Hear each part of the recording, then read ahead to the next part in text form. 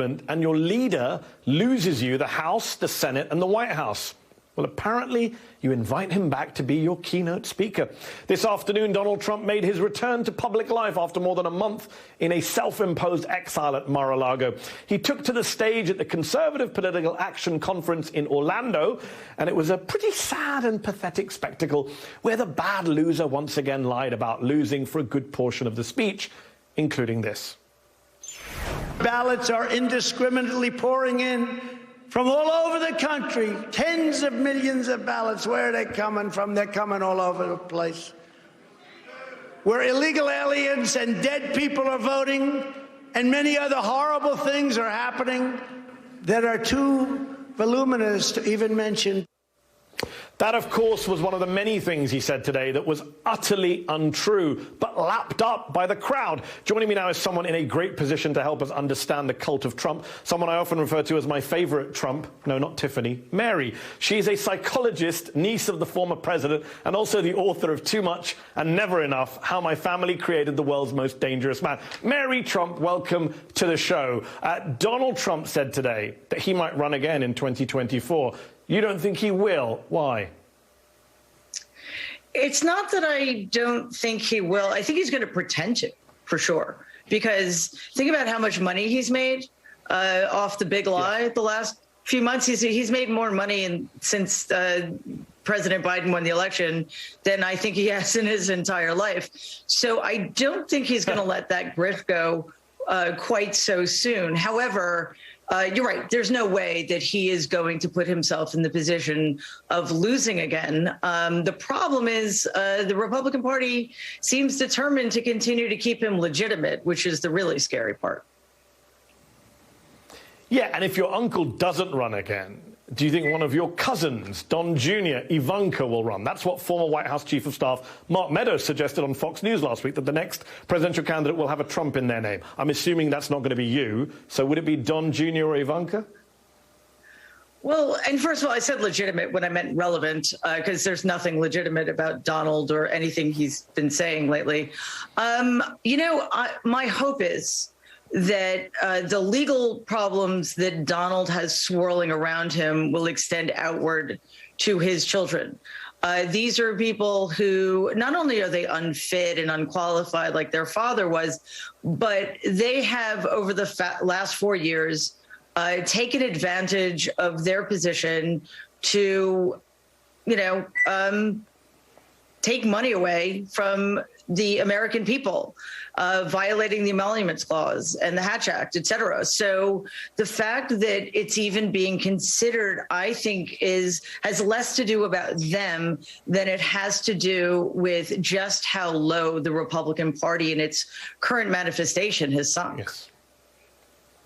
So let's talk about that, Mary. You're not just a Trump, you're a psychologist. I have to ask about how the GOP became this Trump cult, because people say, oh, it became a cult. Like, I understand the cult part. It's that the Trump family is who you became a cult around. You even had a golden statue of Trump doing the rounds at CPAC this week, as if these people haven't ever read the Old Testament. Yeah, it's pretty, well, I guess it shouldn't be shocking anymore. It's pretty demoralizing, though.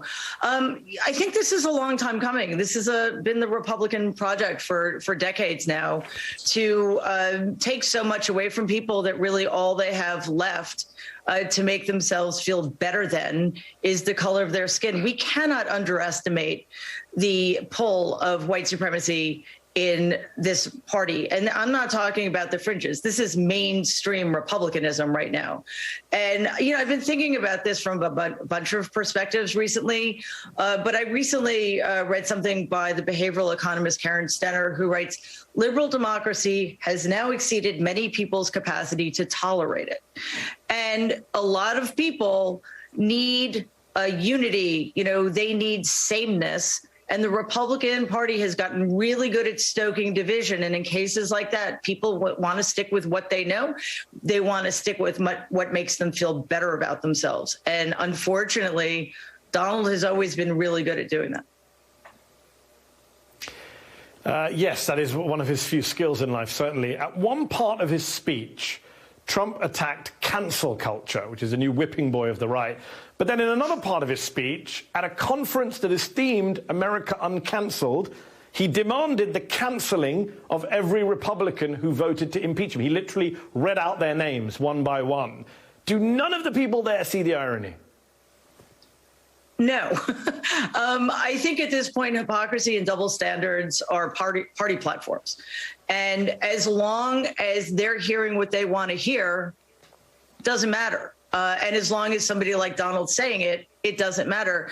And this is, again, why the fact that Republicans, time after time, refused to take the off-ramp away from him and decided that it was better for their future prospects to keep him a relevant player, and not a subordinate player, but a leading player in this party, is so troubling for all of us.